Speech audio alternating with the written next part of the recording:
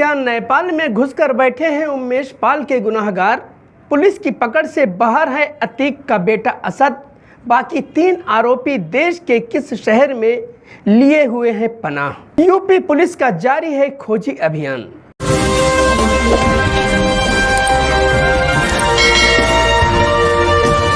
मैं सुल्तान रिजवी और आप देख रहे हैं डीडीएच टीवी न्यूज। दर्शकों, उमेश पाल और यूपी पुलिस के 2 सिपाहियों को मौत के घाट उतारने के बाद असद अहमद व गुलाम साबिर और गुड्डू मुस्लिम चारों आरोपियों में से किसी एक को अभी तक पुलिस पकड़ने में नाकाम रही है।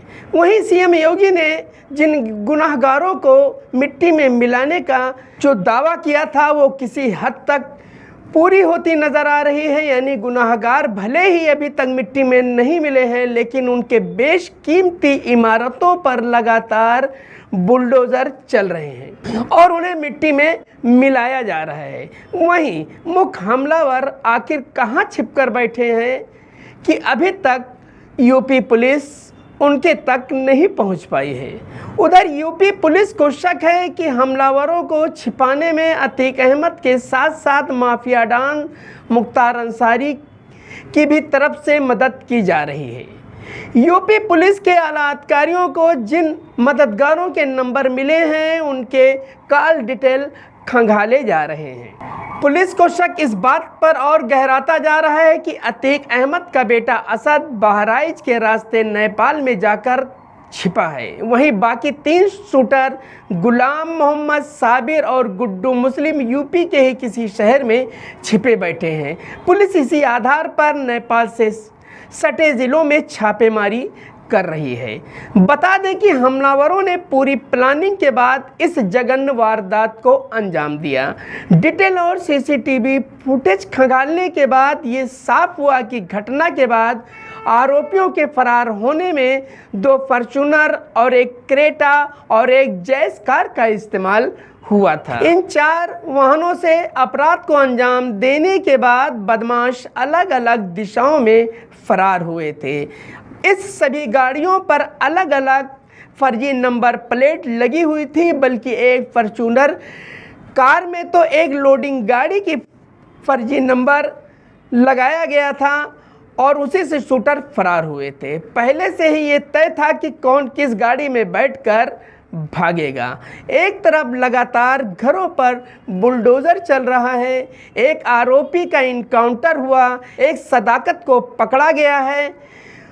वहीं मुख्य 4 आरोपी अभी पुलिस पकड़ से बाहर हैं। कहा जाता है कि नेपाल में माफिया डॉन अतीक अहमद के कई होटल मालिकों से अच्छे संबंध हैं, इसलिए असद के लिए नेपाल में पनाह लेना आसान हो सकता है। फिलहाल मुख्य गुनाहगारों में से पुलिस के हाथ अभी खाली हैं। अब देखना होगा कि पुलिस कब तक इन गुनाहगारों को अपने चंगुल में दबोच कर उन्हें सलाखों के पीछे भेजती है। दर्शकों, आज हम आपको एक ऐसे शख्स की कहानी सुनाने जा रहा हूं जो चलते चलते बम बनाकर लोगों पर बरसाता है। आप यकीन नहीं मानेंगे कि ये शख्स इतना बड़ा कारनामा अंजाम दे सकता है। ये शख्स कोई और नहीं बल्कि इलाहाबाद का गुड्डू मुस्लिम है, जिसे गुड्डू बमबाज भी कहते हैं। ये गुड्डू बमबाज बाइक पर बैठे बैठे ऐसे बम बनाता है जैसे कोई खिलौना हो, और वो चलते चलते बम बना लेता है और बाइक पर बैठे बैठे ही बम बनाकर फेंक देता है। झोले में हाथ डालता है और बम निकाल कर मार देता है। जिसने प्रयागराज में उमेश पाल हत्याकांड के दौरान खूब बम फेंके थे। गुड्डू मुस्लिम उमेश पाल हत्याकांड के दौरान बाइक पर दिखाई दिया है। गुड्डू मुस्लिम वो नाम है जो यूपी के हर चर्चित बाहुबली नेता से जुड़ा रहा है।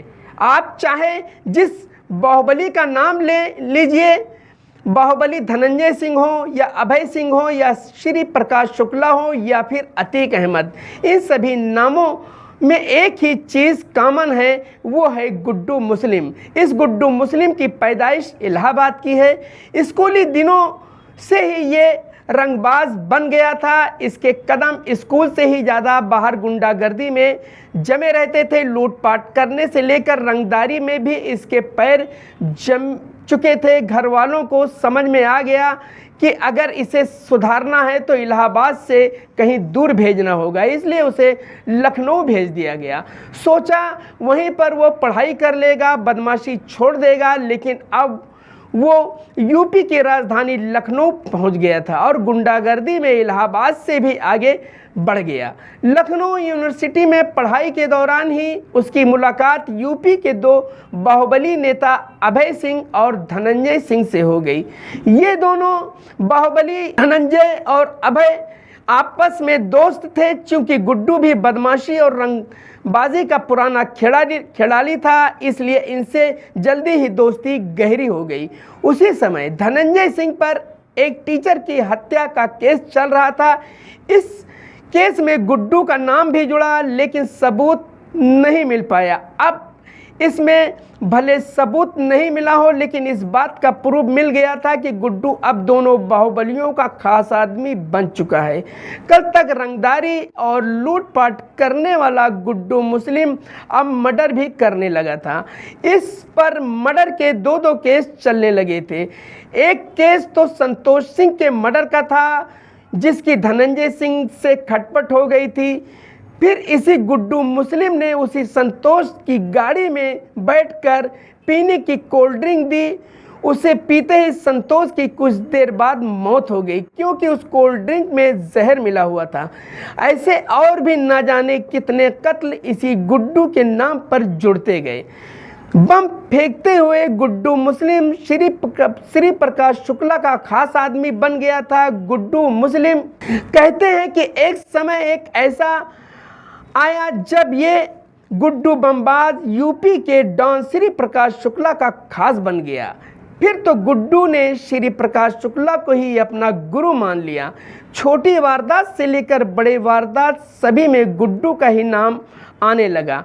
अब श्री प्रकाश शुक्ला के संरक्षण में गुड्डू देखते ही देखते रियल एस्टेट का बड़ा माफिया डॉन बन गया। करोड़ों की संपत्ति पर कब्जा करने लगा, यहाँ तक कि वो जाली नोटों की भी तस्करी से जुड़ गया। ISI एजेंट के संपर्क में आ गया था। कहते हैं कि गुड्डू मुस्लिम का नाम 2005 में राजू पाल हत्याकांड में भी था। इसने भी खूब गोलियां बरसाई थी, लेकिन शुरू में इसका नाम सामने नहीं आया था। करीब 2 साल बाद फिर से मामले में कड़ाई से जांच की गई, तब इसका नाम जोड़ा गया था। अब ये पिछले कई सालों से अतीक अहमद के लिए काम कर रहा है। वो अतीक का सबसे खास आदमी है। इसने जब उमेश पाल की गाड़ी पर बम बरसाए तो उसका वीडियो काफ़ी वायरल हुआ।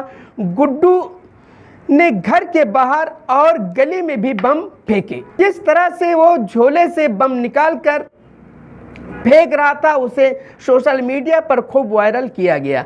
लेकिन अभी गुड्डू मुस्लिम कहाँ है, किस जगह छिपा है, ये कोई नहीं जानता। यूपी पुलिस उसके तलाश में जुटी हुई है। उम्मीद है कि जल्द ही यूपी पुलिस इसको ढूंढ निकालेगी और इसको इसके अंजाम तक पहुंचाएगी। मैं सुल्तान रिजवी और आप देख रहे हैं DDS TV न्यूज़।